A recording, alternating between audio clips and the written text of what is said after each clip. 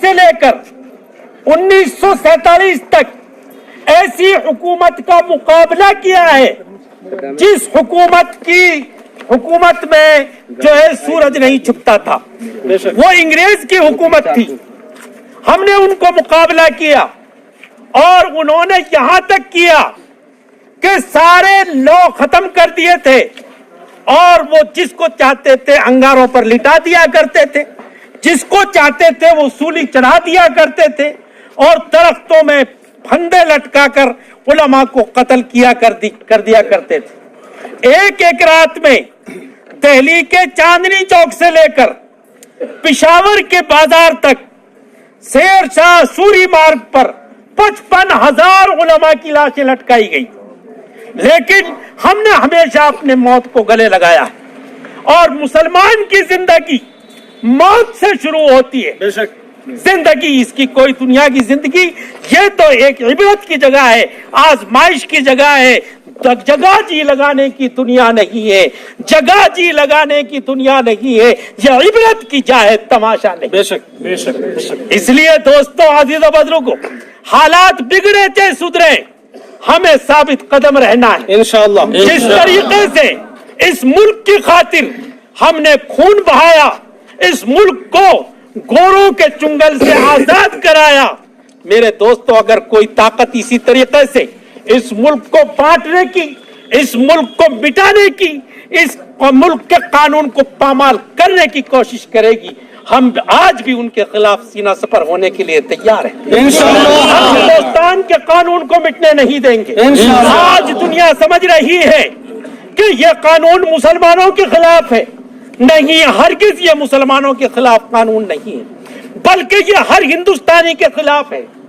جو ہمارے بل میں بات کہی گئی ہے کہ جتنے غیر ملکی 6 قوم کے لوگ, ہندو, سکھ, عیسائی, پارسی, جینی, بودھ, یہ 6 قسم کے لوگ جو ہندوستان میں باہر سے شرن لیں گے, ان کو جو ہے ہم جو شرنارتھی کی سٹیزن شپ دیں گے.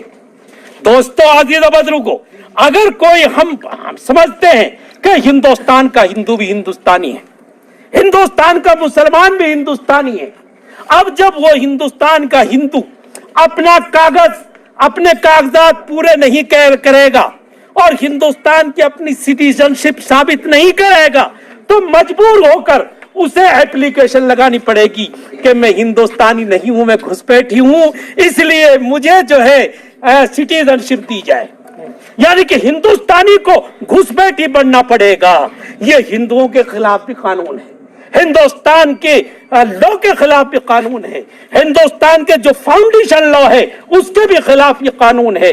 ہم اس قانون کو جو ہمارے بزرگوں نے اس کو خون سے سینچا اور اس کو بنایا, گنگا جمنی تہذیب کو باقی رکھا اور آج تک وہ تہذیب باقی ہے. آج ہم بھی میرے دوستوں, ہمارے یہاں چاچا تاؤ کا, دادا پوتے کا ہمارے یہاں ہندو مسلمانوں میں ناطا چلتا ہے. ان کے رشتوں میں ہم جاتے ہیں, ہمارے رشتوں میں آتے ہیں, کنیا دان ہم ان کے یہاں دیتے ہیں, وہ ہمارے یہاں کنیا دان دیتے ہیں. اور اب سے پہلے تو بہی کھاتوں میں دیکھ لیجئے کہ نوتے بھی ڈالتے تھے اور غریب لڑکی جو بیچاری دلت کی ہوتی تھی پورا گاؤں مل کر جو ہے وہ اس کا انتظام کیا کرتا تھا. میرے دوستو, آج جو ہم کو یہ قوم میں بانٹنے کی سازش ہے, یہ برادریوں میں ذات میں بانٹنے کی سازش ہے, ہم اس سازش کو نہیں چلنے دیں گے اور انشاءاللہ ہم سب ہندوستانی بن کر, چاہے کوئی کسی قوم سے تعلق رکھتا ہو, ہم سب ہندوستانی بن کر اس ملک پہ رہیں گے. اور جو